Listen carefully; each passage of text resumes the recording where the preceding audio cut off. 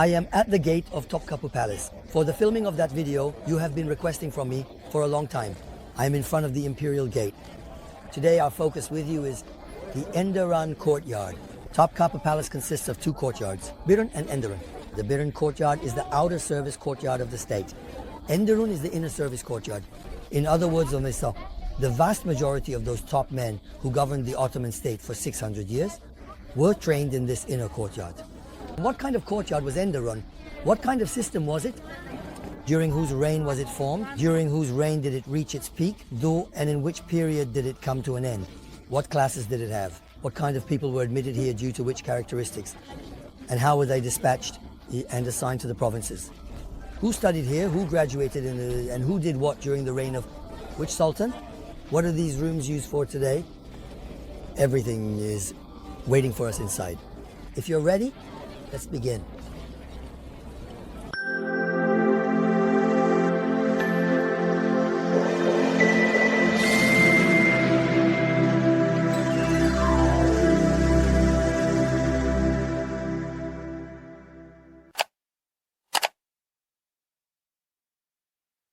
We entered through the Imperial Gate. This is actually the front garden of the Topkapı Palace. Normally it is referred to as the first courtyard of the palace, but the actual palace begins with the towered gate behind us. That is the gate of salutation, along with the middle gate. Look, you can see the ticket booth and the people in the ticket line. In this courtyard, there are several Ottoman palace institutions like the Hagia Irene, Hagia Sophia, and the Imperial Mint, right behind.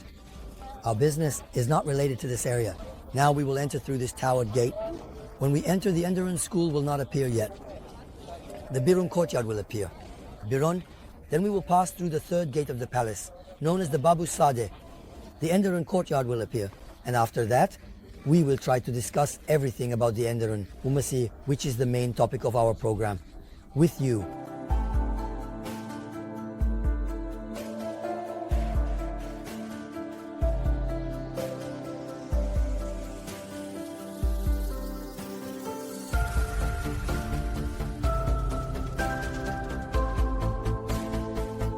Bab's peace be upon you. The Kaleli Gate, or in Ottoman terms, the middle gate, is right behind us. We are now in the Birun courtyard. This courtyard is surrounded by various institutions of the palace. For example, the kitchen, you see here the Matba-i Amire. Right behind it is the Hazina-i Amire, that is the state's external treasury. Next to it is the Divanul Humayun, where the justice tower is located. The Divan Hain. Next to it is the Zulfubal Takala chamber and the harems, carriage gate. Beside it are the hair stables, and as you can see, these institutions are part of the state's external service courtyard. So, where is the state's internal service courtyard? It's right behind this door you see. This door is the most special door of the palace, Babu Sad. To enter through the Kuleli gate, permission from the general, authorities of the palace is required. To enter through this door, direct permission from the Sultan is required. There must be very private things inside. Why such serious protection? Why such care? Is it because the Sultan's wives are there or something? They walk around half dressed. None of that. It's a school. This is the world's largest political science academy. And around 200 male students are being educated inside. And the world's most classy, most special, and most educated students are being trained as statesmen without any discrimination of race, color, language, or religion. Let's move on to the Enderun courtyard. I have come before you by walking the path of the Sultanate. Normally, when you enter through that door, three paths greet you. The Divan Road is the path for statesmen going to the Imperial Council. The Kitchen Road is the path for those going to the kitchen. The Sultanate Road comes right through the middle, and this is the path. The Sultan would ride on horseback. This courtyard, because is the outer courtyard, and yet beyond this magnificent gate you see the Enderun courtyard. Our destination awaits us. In the Topkapı Palace, in this school system we call Enderun, both male and female students were educated. The courtyard where male students were educated is behind this gate. Enderun, the courtyard where female students were educated, was the Dutaran al-Humayun, located behind these walls you see. Daughter is a Persian word meaning girl. From Persian, it has already passed into English, German, Dutch, and all those languages. it became daughter, it became Toktar, and so on. Our topic is not the harem, our topic is Enderun. At the gate of the women's world, where female students were, the black eunuchs would stand guard. At the gate of the men's world, the courtyard of the male students' school, the white eunuchs would stand guard. Today, at the sides of the gate we call Babu Sade, you can see wooden seating areas. The white eunuchs, who stood guard at the gate of the Enderun school, would sit in these seating areas. Let's head over there. You need to visit the palace with awareness. You need to visit it with feeling. You need to experience it firsthand. Look, this place you see was one of the places where the white eunuchs sat. They were giant men. They were quite handsome, tall and well built. When a student was selected for the palace, they were chosen by people who definitely knew the science of physiognomy, and the science of the body. The science of physiognomy, meaning the science of the face. You know, you look at a person on the street and say, this man seems troubled. You look at someone and can tell from their face that they are a good person. People's conscience reflects on their face, right? When selecting those children, they looked at their faces, not just whether they were good or bad. In other words, what is their mind inclined towards? What are their abilities? They knew these things. The science of the body was very important. They would look at the body, the proportion of the limbs, and of course whether the person was tall, well-built, and impressive. Sokulu Mehmet Pasha studied at the Enderun school and was the longest-serving Grand Vizier in the Ottoman Empire, and his nickname was Tabildi. Tabildi, meaning tall. Mehmet Pasha was recruited from the village of Sokolovic in Bosnia. The school we will see inside shortly is so interesting. You know, I emphasized this a little earlier. I mean, it didn't matter if someone's mother was of noble blood or if their father was of noble lineage, whether they were wealthy in this way or rich in that way. None of these were considered. They were accepted. The most intelligent, talented, and meritorious people would find a place for themselves in this courtyard. And they could even marry the daughters of the world's top men and become grooms to the palace. Come on, we can go inside now. We are entering through the gate of felicity. There is so much to talk about. For example, if I told you that this room, which we now call the baby care room, was once a place people were terrified to enter. This is the space between the doors. There is one just like it here. There is another one just like it here. Look, the place you see here, we are facing the plastic statues of the white eunuchs who stood in the space between the doors at night and in front of the door during the day, as I mentioned earlier. These were not just simple gatekeepers, but highly skilled, special individuals, because they were stationed at the entrance of the world's largest political science academy. Their foundation was extremely solid. They could bear the weight of this school. They had the equipment and ability to stand at the door of the children who would be educated in this school and become the Grand Viziers, the Zandiers of the future. Now, we are just a few steps away from entering the courtyard, the Enderun.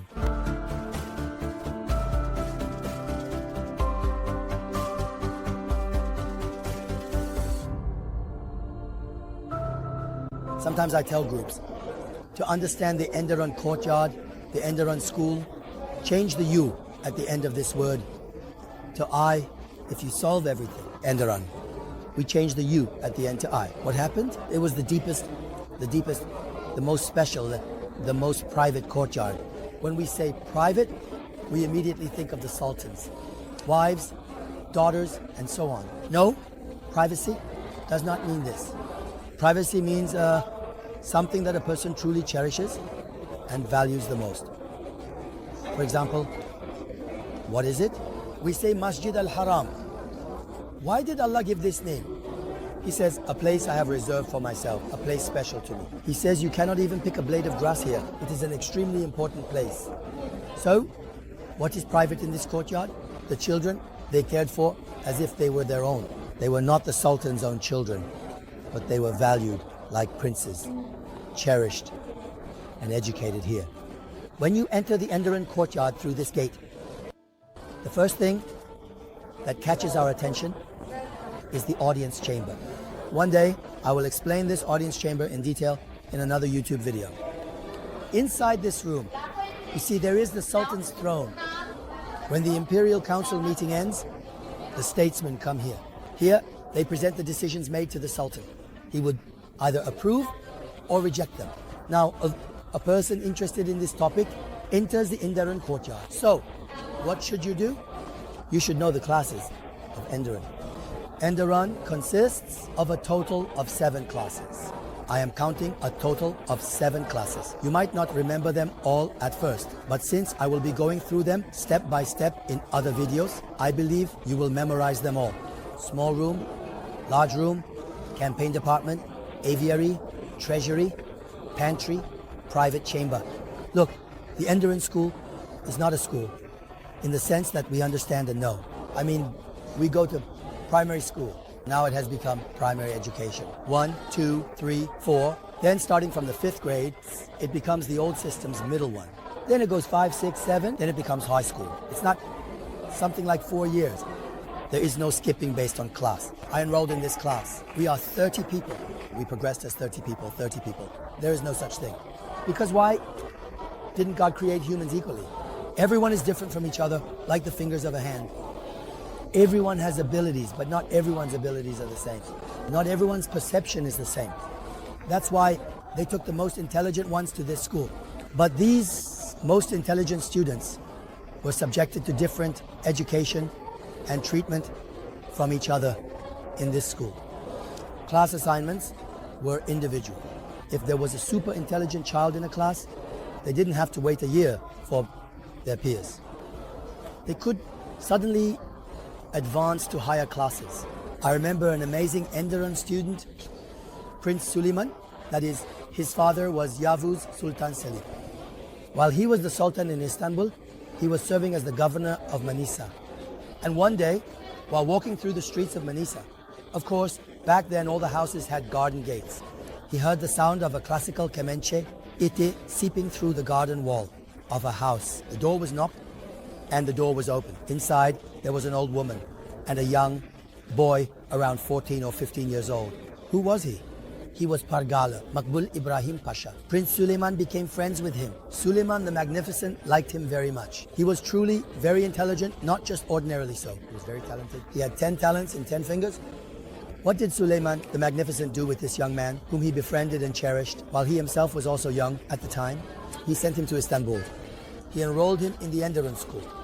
Pargalı Makbul Ibrahim Pasha studied, grew, and as soon as he graduated in this courtyard. In Ottoman history, he was the only one to become a Grand Vizier immediately after graduation. Normally, once you graduate from here, you rise step by step as a Sancak Bey, then a Beyler Bey. You become the 3rd Vizier, then the 2nd Vizier, and eventually the Grand Vizier. He was the only person who was directly appointed as Grand Vizier. He was the one who became a Grand Vizier directly. So, we are talking about Makbul Ibrahim Pasha. Yes. Now, I mentioned that Enderun had 7 classes. In these 7 classes at Enderun, the first 2 classes were the small and large rooms. Look, as soon as you enter through this door, you see behind me, the small room was on the right. The building you see on the left was the large room. The small and large room. The students of the small and large rooms were called Dolamalılar in the palace. Why? Because they had outfits that were a single piece garment from top to bottom, extending downwards, because the garments worn under the Sultan's kaftans were the same way back then. And the skirts of the outfit they wore, which also included trousers underneath, of course. While attending to chores and services, they would hold the ends and tuck them into their belts so they wouldn't drag on the ground or rub against their feet. Because they tucked these into their belts, they were called Dolamalılar. They received 8 akçe as a stipend. 8 akçe is a low amount, but they didn't need money anyway, because all their needs were provided by the palace. Let's take a tour of these rooms.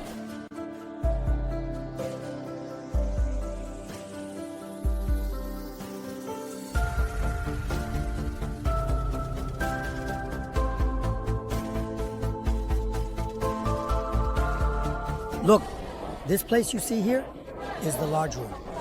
That is the 2nd class of Enderun's 7 classes. Right behind us, the place you see is the small room. Let's move towards there.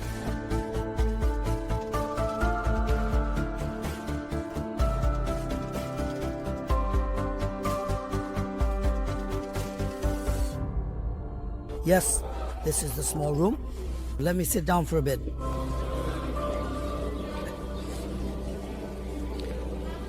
How was a student admitted to Enderun? How was a student admitted to the Enderun school? As I said, Wajdan, the fact that your father was a pasha or your mother came from noble blood did not concern the Ottomans at all. In the Ottoman Empire, such nobility was not esteemed. In the Ottoman system, talent was very important. You could have been a child herding sheep in a remote village in the Balkans, or the son of a man tending camels in the Middle East. It didn't matter at all. You could have been the child of a nomadic tribe in Anatolia, moving between summers and winter pastures. It was not important at all. Your talents would be discovered. There was a unit called Turna Chibasha. There was a leader, headman. They were incredible people with the ability to understand what a person was just by looking into their eyes. The Turnaklar and their leader, the Turnajibasha. When children were to be taken into the Enderun school or the Achimi Olanlar Corps, the Janissaries, through the Dev Shirme system, they would conduct searches in the Balkans, Anatolia, the Middle East, and even the Caucasus. If a household had only one child, that house would not be visited. They would visit the homes of those with more than one child and conduct an examination in the house. If the child was liked, they would be called to the main examination in the village square. In the Ottoman Empire, the holiday was on Friday. We know about the Dev Shirme of Sokulu Mehmet Pasha. Long wooden tables are set up, and children are given very long-handled wooden spoons with a bowl of soup placed in front of each. They say, "Enjoy your meal," and the children wonder how to drink with these long handles. Some try to dip the spoon from the bottom into their bowl to drink, while busy poking the eye of the person next to them with the end of the handle. Some hold it from the end. They can neither dip it into their bowl nor bring it to their mouth. At that moment, they are looking for a genius. Yet no child is asked what 2 + 2 equals. Genius. 2 of them drink the soup differently. One dips into the bowl of the person across and feeds them. The other dips into this one's bowl and feeds them. They immediately intervene. They ask, "Why are you drinking differently?" One says, "The blonde young man across suggested we drink this way." They say, "Come here to him." Who is he? He was the great Grand Vizier Sokulu Mehmet Pasha, whose death marked the beginning of the stagnation of the Ottoman Empire. In other words, people were selected based on their intelligence, abilities, practical wit, and genius. They were first placed with a Muslim Turkish family, where they stayed for nearly 2 years to learn customs and traditions. As you know, education begins in the family. After that, they would be taken to the Edirne Enderun. Then they were brought to Istanbul. Of course, through a process of elimination, not everyone made it. In Istanbul, the Zao Galatasaray was an Enderun school established during the reign of Bayezid III. Then there was the Pargalı Ibrahim Pasha Palace in Sultanahmet Square. That was also an Enderun school. Go to Pargalı's palace. It is currently the Museum of Turkish and Islamic Arts. On the second floor, you will see small student cells. The palace was later converted into an Enderun. And of course, what was done with the students who were pointed out in the top class through a process of elimination, they were brought here. They would receive education in this magnificent school, you see, Enderun. In Enderun, each student group in these 7 classes had a second duty outside of lessons. Now, I look at our children today. They go to school from morning until afternoon, and they come back from school in the afternoon. They carry their bags around, electronic devices, phones, TV series. I don't know how these kids will become responsible adults. However, in the Enderun school or in the historical education system, memorizing knowledge was essential.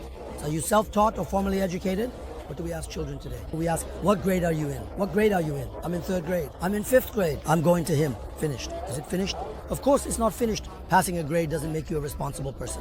There are many unemployed people on the streets. So why is it that out of people who finish the same school and the same class, 3 work in very high quality places, while 15 or 20 are in less prestigious places? So what is the reason for this? What was important here? Learning that lesson, the teacher explains it to everyone. The same book is in front of every student, but the one who internalizes it and diversifies it with practical intelligence, bringing it to life, succeeds. But what happens to those who can't bring it to life? They fall behind in this matter. And of course, their income is lower accordingly.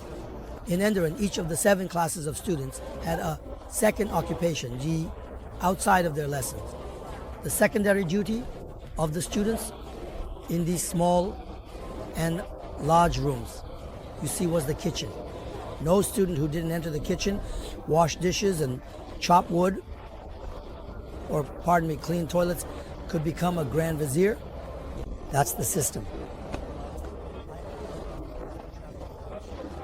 For years, and maybe for 20, 25 years, I have traveled not only in the provinces, but also in the districts of this country.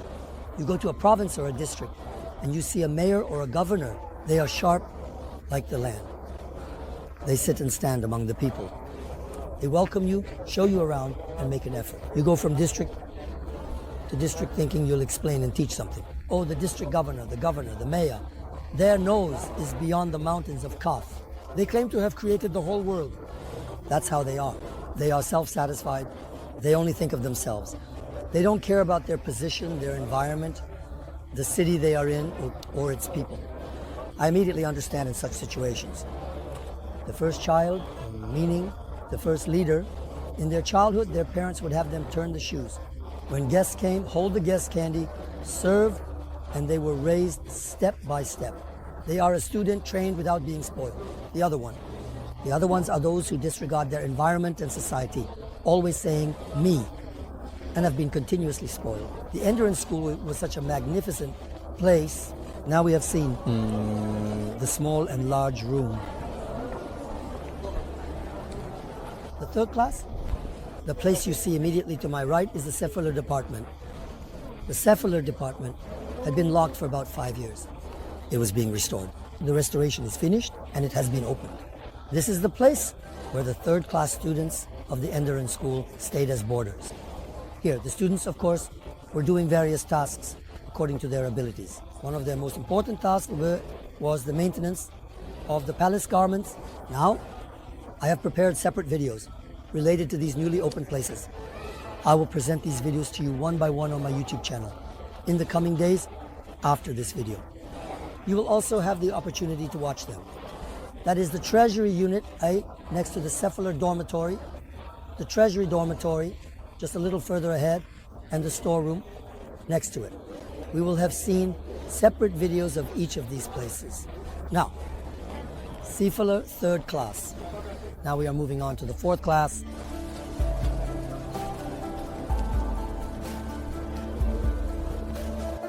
Look, I am passing in front of the Oz room.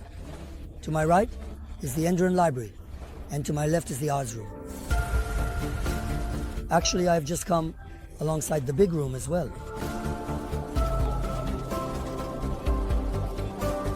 Look, the section you see here is the Kushani.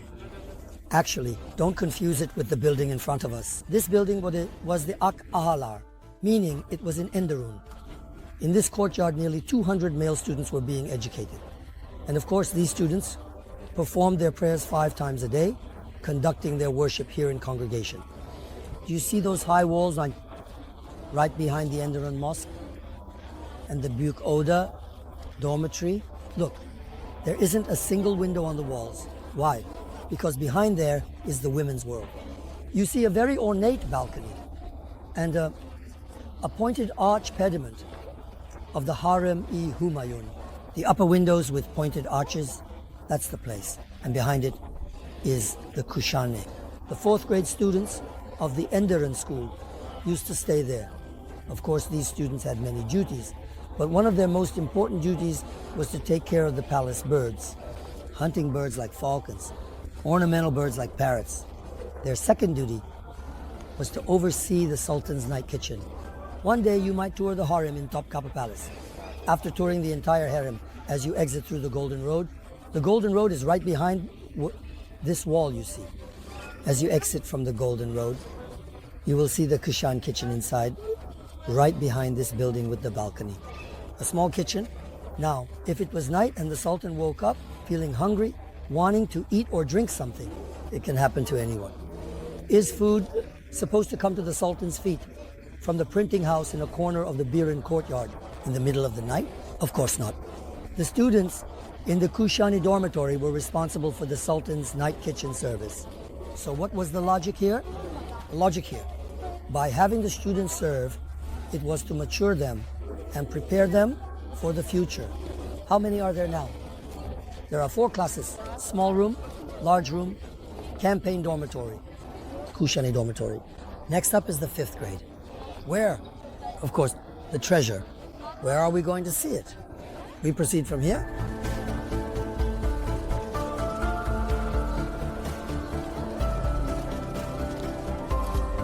For a long time, Mr. Talha, they were saying, explained the Enderun thoroughly. I was always explaining it in bits and pieces, a little here, a little there. Why? Because for years, the Enderun classes in Topkapi Palace were closed. I was waiting for these classes to open, because I will explain these. Then people will be curious and want to enter. However, they are locked. Sacred relics. The final class of the Enderun school, the most special one. And now, even that has been locked for a year and a half. Now it has opened. Now let's recall this facade again. Look, we entered through that door. That was the small room you see. The large room is on the other side of the door. We called it the 3rd class, campaigns department. The aviary was directly opposite this. In the 4th class, and in front of us, is the 5th class, which is the treasury.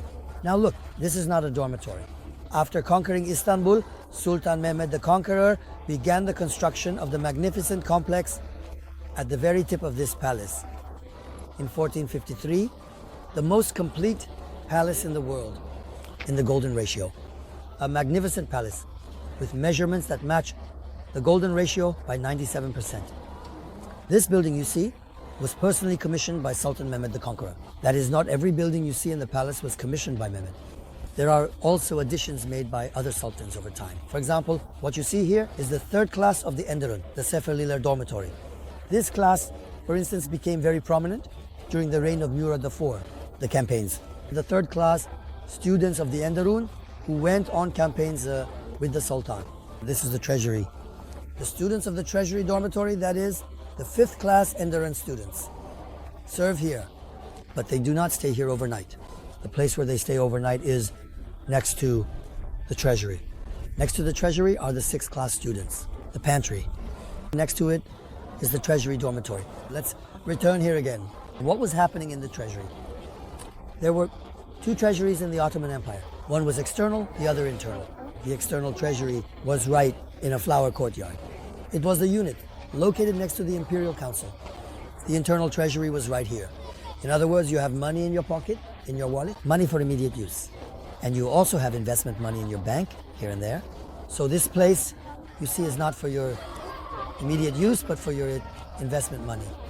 This was the money of the Ottoman Empire. Let's get a little closer to the treasury.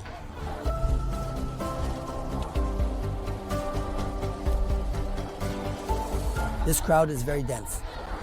Actually, it's a weekday, not the weekend, but with the warming weather and the start of school trips, the crowd has increased significantly.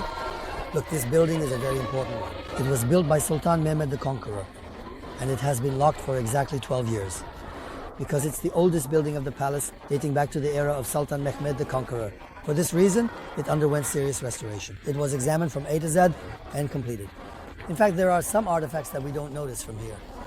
Right next to the treasury, dating back to the era of Sultan Mehmed the Conqueror, the oldest bath and laundry of the Enderun school, which is now within the expeditions, still remains within the expeditions. In fact, when you enter the treasury, part of it serves as the cold section of this bath. So, Sultan Mehmed, the Conqueror, establishes a palace. Did you know that his wife and children are not in this palace? Why is Sultan Mehmed the Conqueror number 1? We understand it from here. What comes to our mind when we think of a palace? European palaces. A king. A multitude of queens for the king. Servants. Guards. That's it. This is what a palace is, isn't it? In Europe, you see these in the English Buckingham, the French Versailles, Chateau de Chambord, Boulogne, and the German Potsdam, Würzburg, and Nuremberg palaces. We have a palace. There is a sultan. The sultan has male and female students. They have no children.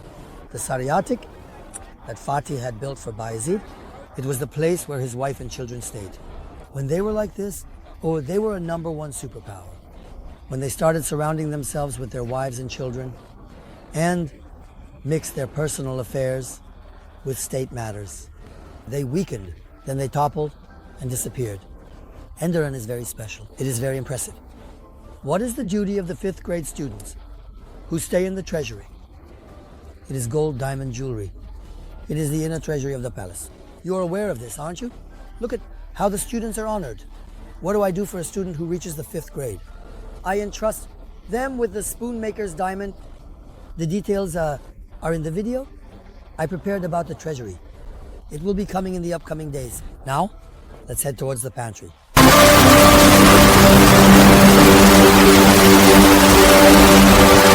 You will be very impressed when the video where I explain the treasury is released, because it is a very impressive place with a special viewing area and balcony commissioned by Fatih himself.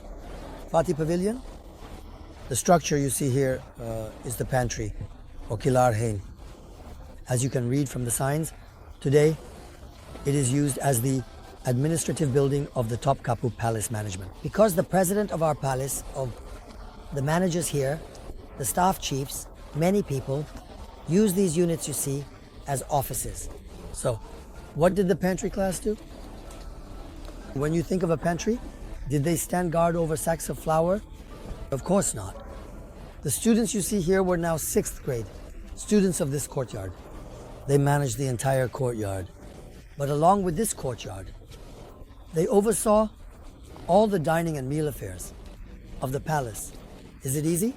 Imagine eunuchs in this palace, especially during the reigns of Yavuz and Khan. As the state's territories tripled in size, the kitchen also expanded. Approximately 2,000 people lived in the palace, and the units of these people were different from each other. The black eunuchs had a separate department, the bearded axemen had a separate department, and the printing office had a separate department. Within it, there is a confectionery and a soup kitchen. Each is a separate unit. The inner courtyard of the Enderun has 7 classes within itself, the Imperial Council. Council meetings are held several days a week. Special meals for them and their guests. Separate meals for the world of women in the harem. The Sultan and his world. In other words, dozens of different dishes are prepared in the palace every day. They are sent to different units, so these meals need to be proper and healthy. No one should add anything poisonous or problematic to them. The procurement of the materials used to make these foods needs to be done properly. This chaotic and difficult task was carried out by the students of the pantry section. If they could establish and operate this magnificent system, they would advance to the 7th grade and subsequently become the most important administrators of this vast Ottoman Empire. We have dealt with the 6th grade. Now we will move on to the 7th grade. But let's not forget one thing. What did we say? We said the Enderun school had 7 grades, and the 5th grade was the Treasury. The dormitory boyko of the Treasury students was this building you see here, the dormitory of the Treasury students. So what was the Treasury normally? It was the inner Treasury. The building you see behind us, inner Treasury. It has just opened. Exquisite jewels are on display. Many of them have stories. I will gradually share these with you. The students serving in the Treasury stayed as boarders in this building you see, and they were the ones who took care of and managed the palace's treasures. And next is the 7th class. Shall I tell you what makes me sad? Every day, tens of thousands of people come to this vast palace, both locals and foreigners, and the most important place these people need to know is the 7th class of the Enderun. That is the private chamber, but both locals and foreigners, 99%. Almost no one leaves knowing what this most valuable part of the palace within this courtyard is. It's just unbelievable. We need to be able to explain this chamber to people. Why can't we explain this place? I am truly very saddened by this. Enderun, 7 classes. Small room, large room, campaign chamber, aviary, treasury, pantry, private chamber. Now, we have discussed 6 of these 7 classes. We mentioned that each had a secondary duty besides their lessons. The students of the small and large rooms were involved with the kitchen. The campaign chamber was responsible for the maintenance of palace garments, especially the special costumes worn during those magnificent ceremonies, events, and processions. The aviary took care of the palace birds. It was involved with the Sultan's kitchen. The Treasury was concerned with the Treasury, the inner Treasury. The Pantry coordinated all the kitchen staff in the courtyard. It managed this hierarchy. 7th class, private chamber, where? The L-shaped unit. You see here. Look, this is the long leg of the L. This is the short leg of the L. This place you see is the private chamber. I will prepare a separate video about the private chamber and the private room inside it, and I will explain this class to you in detail. Then we will go inside. I will try to convey to you the entrusted items inside and the entire system of this hearth, namely the final class of the Enderun school, one by one. Here I'm giving a brief summary because it's a massive courtyard. There is a lot to talk about. I don't want to prolong and bore you. This is the private chamber. Those who graduated from the Kilar section, who showed merit, and who stood out were admitted here. And the number of students in this L-shaped chamber you see was 40. 39 were students. Who was the 40th person? It was the Sultan himself. Yes, the Sultan. Sultan Mehmet the Conqueror. Sultan Bayezid II, Yavuz Sultan Selim, Süleyman the Magnificent, and Selim the Küm. From the conquest of Istanbul, where was the bedroom, living room, and private meeting room of the first 5 sultans? It was the Haz chamber. The students here would sleep and rise with the Sultan. How so? Didn't the Sultans sleep and rise with their wives? Of course not. What did you think? You thought it was like your own life, didn't you? It's 5 in the evening. Work is over. Oh, let's not get scolded by the wife. Let's go home as soon as possible. That's what you thought, right? They didn't have such a life. They wouldn't spend the night with their wives. Of course, they would come together from time to time. Otherwise, how would there be children? But these people would sleep and wake up alone. In other words, the lives of the sultans were not the kind of lives you envied so much. 39 students in the private chamber, male students. Student number 1 is Silatar A'a. Student number 2 is Chuhad Aran. Student number 3 is Rikabdar Aga. Each of them had special duties for the Sultan.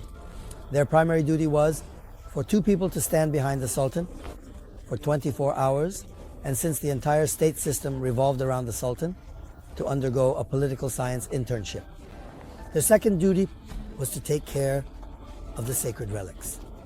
Yes, look, we first put the student we accepted into the Enderun, into the kitchen. Do you remember? We made him light the stove, carry wood, chop it, clean toilets, and humbled him. Just like in the education of a dervish lodge in Sufism, we broke his ego and self-importance. Because look, neither I nor you want the leaders above us to be arrogant, so as to self-satisfied and disconnected from society. Let such leaders fall and be gone. We want to see humble leaders from within the society, like the earth itself. We do not want to see leaders living in palaces behind Mount Kaf. I recently made a video about whether it's a republic or a sultanate. I even mentioned it there. Of course, it's the republic. Look, I'm a historian saying this at the Topkapi Palace. I call it the Sultanate. If Fatih comes, I would welcome him wholeheartedly. What will we do if Osman III comes? A scholar can be born from a tyrant and a tyrant from a scholar. I mean, a sultan is a king, he's classy, he's magnificent. His son is a scoundrel. What are we going to do? Aren't there examples? Don't make me start listing them from history now. There are plenty. That's why the best is what the people choose. If the one at the top goes bad, you will bring them down and get a new one. The best message to be given at the Topkapi Palace is actually the reflection of the people's will in governance. Am I criticizing the Ottomans? No, I'm not criticizing them. During the centuries the Ottomans lived, the most magnificent education in the world was Ottoman education. It was the Ottomans' governance system. Because alongside the Sultan, there was the Imperial Council. When the great Fatih, Suleiman the Magnificent, or Selim made decisions, the council would make decisions, approve or reject them. However, if you had stood up next to Sultan Suleiman's rival in the east and said, "My king, you are getting very tired.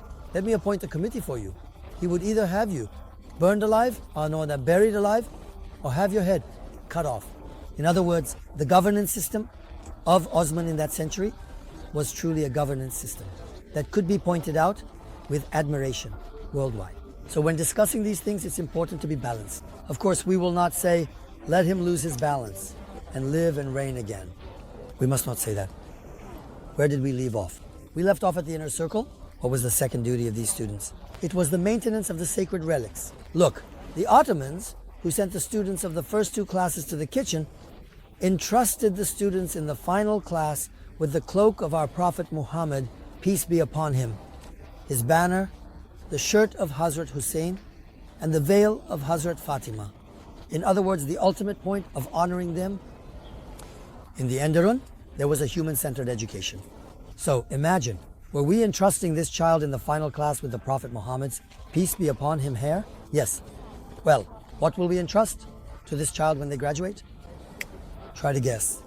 Tell me something more valuable than the cloak of our Prophet, peace be upon him. Shall I give the answer? I'm telling you.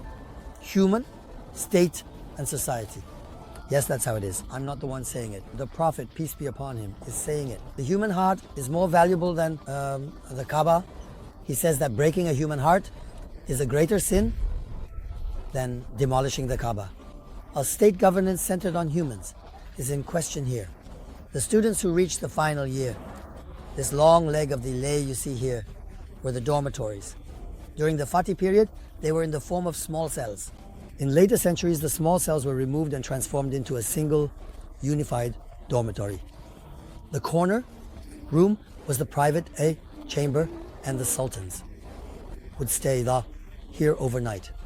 After the sacred relics arrived, they were predominantly placed here. These students attended to both the sultan's needs around the clock and the care of the sacred relics. Do you know how I will conclude the topic? In the Enderun courtyard, with an event that I believe will catch almost all of you off guard. We actually don't know the Ottomans at all. Come, follow me.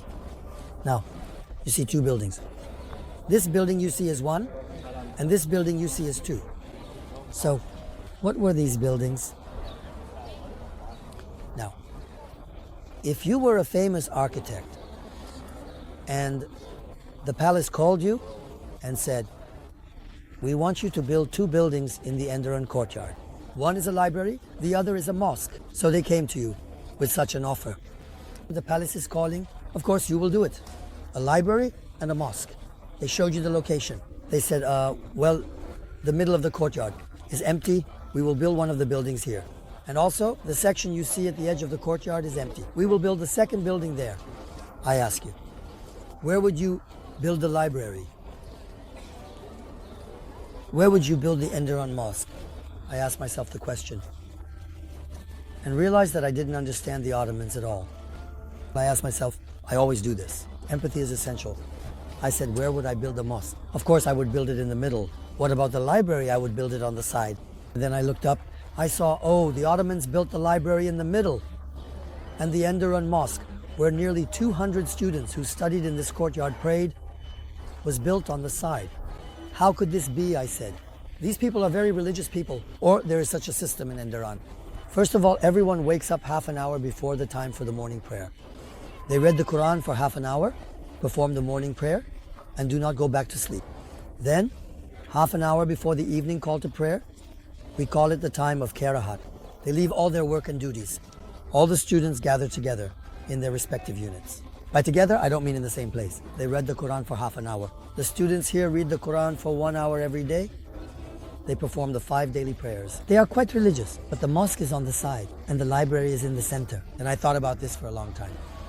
Because I always say, history often lies. Art history never lies. Look, art history tells us so beautifully what the Ottomans were and were not, and what they aimed for through the presence and locations of these buildings. Then I thought about it, and I believe I found the right answer. A faithful person, devout, with a proper lifestyle, if ignorant, is destined to stumble and fall. A wise, learned person, even if they do not have a spiritual life, it is inevitable that they will find the right path one day. That is why the first command of Islam is to read. So, when you are raising your children, no matter how devout you want them to be, if you are raising them with imitative faith, without a foundation, when they leave you tomorrow, they will be blown away by the first wind. But when a child is raised with a solid foundation, no matter the environment or place, No matter what winds they are exposed to, their feet will always stand firmly on the ground. This is extremely important. I'm not the one saying this. It is the Ottoman education system and the Enderun school, embodied in the magnificent buildings you see at the Topkapi Palace, that are saying this. When we properly understand Enderun and realize that the Ottomans raised their youth in a magnificent environment with this system, and when we can apply the same logic to today's education system, I believe that is when we will truly succeed. Our education system will also succeed. The children raised from there will also succeed. So when did this magnificent education system come to an end? During the reign of Mahmud II. In 1826, the Janissary Corps was abolished. The system of recruiting soldiers through devshirme was eliminated. In short, how did the Enderun school come to an end? The Enderun school ended during the reign of Mahmud II. In 1826, with the auspicious incident, the Janissary Corps was dissolved. Students recruited through the devshirme system were first taken to the Asimi Olanlar Corps, then to the Janissaries, but the exceptionally intelligent ones were taken to the Edirne Palace, the Galata Palace in Istanbul, or the Pargalı Makbul Ibrahim Pasha Palace in Sultanahmet. They were filtered and then came to the Topkapi Palace, rising from there. By the 1830s, when students from the newly established Asakir Mansure-i Muhammediye army were directly recruited from the Enderun school, and these students were directed more towards the military rather than state positions, its status declined. Students from other schools began to enter state positions more frequently, and the Enderun lost its significance and eventually came to an end. I believe that when we educate our youth with a system based on knowledge and ability, rather than the wealth of one's parents or the nonsense of noble blood, we will experience a breakthrough in the education system. We will have trained very high quality individuals for the institutions of our country. The Ottomans had established this system in such a way that it applied not only to the male students in the courtyard I described to you, but also to the female students in the opposite courtyard. Do you know who best explains the Enderun to us? It is Ali Ufku Bey. Ali Ufku Bey is a child of non-Muslim origin who was educated in the Enderun. And he is an incredible man who learned Turkish music in this courtyard and introduced it to the world. A friend of Ali Ufku Bey marries a woman who came out of the Enderun. And one day when he visits his friend, he asks the question he is very curious about. Look, he himself studied in this courtyard, but doesn't know what's behind the wall. He is very curious. Since his friend's wife is from the harem, he has her ask, "What is the harem like?" he asks. The woman answers with a single sentence, "It's just like the men's side." In other words, the 7 classes we mentioned here were exactly the same in the harem. A girl is raised there, advances, reaches the final class, and is married to a final class student who is raised and advances in this courtyard, in this corner. They were sent to govern and provide services all around the world. As we said, greetings and respects to you all from Enderun, this school where the mind and heart are nurtured in harmony, where the ego and self-centeredness are trampled underfoot, and where people are raised for humanity to govern humanity with a human-centered education system producing magnificent individuals.